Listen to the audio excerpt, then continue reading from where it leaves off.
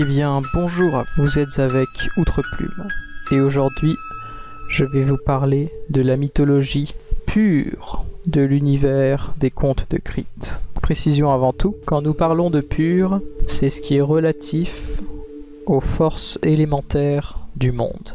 Cette mythologie se base sur une légende dont il existe de nombreuses variantes. Au commencement, il y avait ce qu'on appelle le grand vide. Un espace immense. En son centre se trouvait un œuf, où la vie naissait à l'intérieur, sortait en creusant et allait peupler le grand vide. On l'appelait le berceau. Du berceau est née une entité que l'on appelle Crite. Et Crite, qui était très puissant, s'est mis à appeler les autres espèces les inférieurs. Lorsqu'il vit l'étendue du grand vide infini, il préféra rester aux alentours du berceau. Il contemplait les formes de vie. Et puis, au bout d'un moment, il s'est mis à les supprimer, simplement parce qu'il en avait le pouvoir. C'est même devenu sa raison de vivre. Mais il a fini par se lasser, se mettant à tuer toujours plus vite les espèces. Il est allé même jusqu'à une extinction de masse, c'est-à-dire détruire toutes les vies du grand vide à un moment. Et le temps que de nouvelles espèces apparaissent, la solitude s'est mise à lui peser. De cette solitude, Crite s'est scindé en deux parties, deux tempéraments. Un qui accordait la mort douce aux nouvelles créatures naissantes du berceau, qui acceptaient la mort. Et son autre tempérament complémentaire causait l'agonie pour toutes les créatures qui fuyaient la mort. Même si pour lui, les inférieurs n'avaient plus d'intérêt, il n'était plus seul. Et ainsi, il se sentit bien, jusqu'à l'arrivée de nouvelles entités. En effet, 4 êtres surpuissants apparurent. Ils décidèrent de s'unir pour résister à Crite grâce à leur complémentarité. Ils se firent appeler les primordiaux. Chacun avait un pouvoir. Ils pouvaient créer et manipuler un élément. Il y avait l'eau, la terre, le feu et l'air. Les batailles autour du berceau entre Crite et les primordiaux ont façonné le monde, le rendant propice à de nouvelles formes de vie, plus diversifiées que celles qui peuplaient le reste du grand vide. Le berceau a fini par prendre l'apparence d'une montagne, d'un volcan même. Il fut entouré d'océans, et cet océan était régulièrement balayé par des tornades. La bataille fut si longue et demanda tant d'efforts que les primordiaux perdirent leur pouvoir de création de matière. Mais ils pouvaient encore contrôler ce qu'ils avaient créé. Peut-être qu'un jour, leurs pouvoirs reviendront. Mais même aujourd'hui, ce n'est pas arrivé. Crite, à chaque fois qu'il essayait d'ôter la vie, se faisait arrêter par les primordiaux. Pour eux, la vie n'avait pas à s'arrêter. Mais pour Crite, la mort était sa raison d'exister. Alors, il fut grandement affecté. Il ne pouvait même plus s'approcher du berceau. Il fut contraint à l'exil dans le grand vide. Au bout d'un temps, les primordiaux réalisèrent que les êtres vivants, privés de la mort, souffraient éternellement. Ils finirent par se dire que la mort serait finalement une libération lorsque la souffrance devenait trop forte. Les primordiaux avaient également un autre projet. Ils voulaient chacun créer une créature afin de leur déléguer leur rôle de protecteur de la vie. Ainsi, ils pourraient s'occuper d'autres tâches, mais personne ne sait quelles étaient ces tâches. Forts de leur ascendance sur Crite, ils vinrent le retrouver et le forcèrent à créer sa propre vie pour l'humilier, lui, le semeur de mort. En échange, il serait autorisé à donner la mort à nouveau. Cela pouvait sembler être un cadeau que faisaient les primordiaux à Crite, mais c'était tout simplement parce qu'ils ne voulaient plus voir les êtres trop vieux souffrir.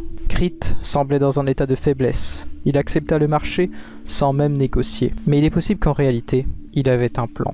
Ainsi, Crite rejoint les primordiaux, et ensemble, ils créèrent les aurores, les délégués des primordiaux. Ils devaient servir d'anges, avec chacun un ordre. L'été fut créé par Crite. Il était gardien du savoir universel. 2 jumeaux, Lierre et Luaire, furent créés par Sédinas, le primordial de l'eau. Ces jumeaux avaient pour but de parcourir les terres qui avaient été créées depuis la bataille des primordiaux, afin de pouvoir emmener chaque espèce dans un milieu qui lui correspondrait au mieux. Le but étant également d'éviter la surpopulation du berceau et de ses alentours. Orbis fut créé par Eran, le primordial de l'air. C'est le cartographe de l'univers. il est à la recherche d'un autre monde, car les primordiaux ne savaient pas si cette terre qu'ils avaient créée serait éternelle.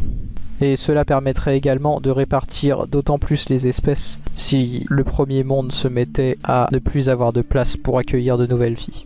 Shaima, le primordial du feu, créa Crépuscule, dont le but était de guider les êtres vivants, tel un chef. Et enfin, Géar, le primordial de la Terre, créa Chronos. Cette aurore était capable de voyager dans le temps. Son but était simplement d'être un éclaireur dans le futur afin d'éviter l'extinction des espèces. Le berceau accueillit ces aurores et chacun accomplirent leur mission. Mais la répartition des espèces par les jumeaux Lierre et Luaire était trop lente par rapport au développement de la vie. Une surpopulation fut bien vite atteinte.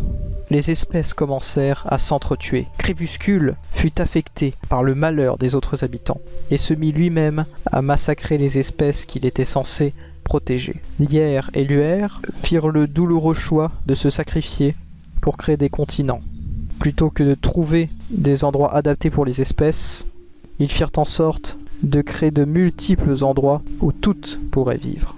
Chronos et l'été décidèrent de séparer le corps de Crépuscule en deux, jugeant qu'il était trop dangereux pour ceux qu'il était censé protéger. Petit à petit, le berceau se vida, car grâce au sacrifice des jumeaux Luaire et Lierre, les continents pouvaient accueillir toutes les espèces du berceau.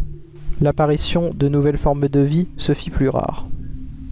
L'été, le gardien du savoir, resta au berceau, seul. Il en devint le gardien. On dit que lorsqu'une nouvelle créature apparaît, elle est d'abord éduquée par l'été avant de sortir du berceau pour rejoindre le monde. Crite ne s'était même pas vengé, mais il avait vu que tous ces événements pouvaient rapidement tourner en sa faveur. Il n'avait presque pas besoin d'agir. Ainsi, le monde naquit. Comme dit précédemment, cette légende a de multiples variantes. C'est sur celle-ci que se base la mythologie pure. C'est comme ça que ceux qui vénèrent cette puissance croient que le monde est né.